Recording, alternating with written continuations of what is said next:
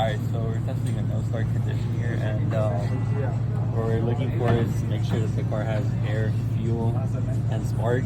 So what we did is that we connected a jump starter a remote jump starter, and a spark plug tester right here to check for spark.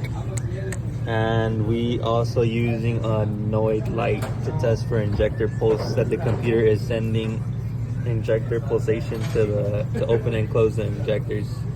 So when we crank this over, we should see some light,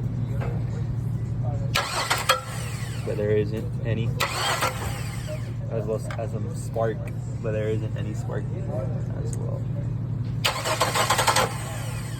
So since there's no spark or fuel right now, we're gonna look to see if there's other electrical issues with the wiring harness, and then go from there with the diagnostics.